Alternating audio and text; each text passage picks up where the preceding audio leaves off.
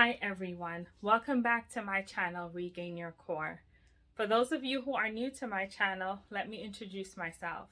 I'm a psychotherapist, transformational speaker, and author. And I'm also the creator of Regain Your Core, a coaching program to help women who've lost themselves from trauma, setbacks, or heartbreaks regain their identities. You can learn more about my coaching program by visiting my website, and it's in the description link. So today I want to talk to you about the truths about regrets. Now, a regret is you really feeling remorseful or sorry about something that happened. And truth number one is that we all have regrets. I believe some people say that, oh, I don't have regrets.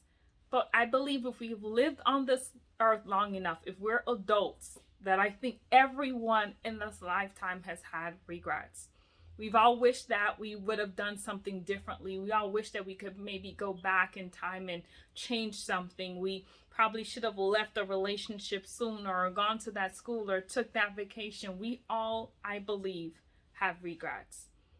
But I think sometimes if we tell ourselves that, oh, I don't have a regret, I just moved on, or if we try to minimize a decision we made that we weren't proud of or we weren't happy with, that we think somehow that we somehow maybe fool ourselves to think that we really don't have any regret, but we do. And the thing is, we may think that we're actually helping ourselves when we minimize decisions that we may have made that we felt sorry for, or we just bury it, but we're actually harming ourselves when we do that. Because the truth of the matter is, if we don't come to grips with the decisions we made that we may have not liked or wish we could reverse, we may think we bury it, but reality is it manifests in other ways because we haven't come to grips, we haven't healed, we haven't experienced forgiveness. So truth number one is that we all have regrets, and there's no shame in that. And truth number two is that we can heal from our regrets. We can. And I believe that's such a powerful knowledge for someone who may be struggling and saying that, who may be actually dealing with regrets. And so how we begin to actually heal from our regrets is ownership. Own it. Own it. And how we own our regrets is just be able to say, yes, I did the thing. I did it. I may not be proud of it, but I did it. This is what happened. Own it. And ownership can lead to acceptance. And the part about acceptance is to saying, I can own the mistake without owning that that's who I am or that's who I was. There's a difference between mistake and identity. There's a difference between mistake and character. And I believe sometimes we may misinterpret or get the two confused. Character is defined by that's who you are, versus a mistake is a decision that you may have made that may not have been the best in that moment. Based on knowledge, based on trauma, based on just going through grief or something, or just being foolish. It was a decision that you made. But if we can actually get to a place where we can actually own our regret, to say, yes, you know what, I wish I would have asked her out, right? I wish I would have said, I love you. I wish that I would have gone to that school that I really wanted to go to. I wish I would have taken that trip to Europe.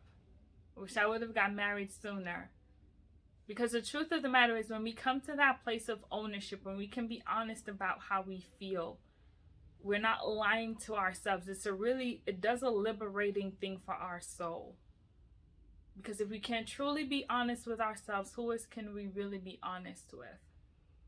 If the person who we are that we wake up to, and we're the first person we see every morning, and we walk and we dress that person and take care of that person, which is ourselves, if we cannot be honest with our own selves, then who else can we truly be honest with? And so ownership and being able to own our regrets is so liberating.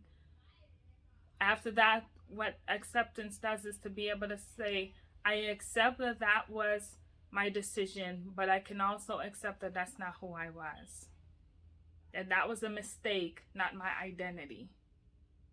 And when we can get to that place, we can forgive ourselves to say, I own the decision, but it doesn't own me. And so after that, the way that we can also begin to heal from our regrets is just to begin to learn from it. What did you learn from that regret? What did we learn that we can take into our future? No, we can't change the past. No, we cannot change what we wish we should have done or wish we didn't do. We can't change the past, but we sure can learn from it. And so that friend who we probably, said, I wished I would have apologized to them years ago. And if there's a chance that we can still apologize, we can apologize. We may not have been able to take that trip years ago, but can we take it now? The truth of the matter is there are some things that we probably wish we would have done that we may not be able to do right now. But there are certain things that we can do. And so I think it's important for us to really be able to sit with ourselves and say, what did I learn from that?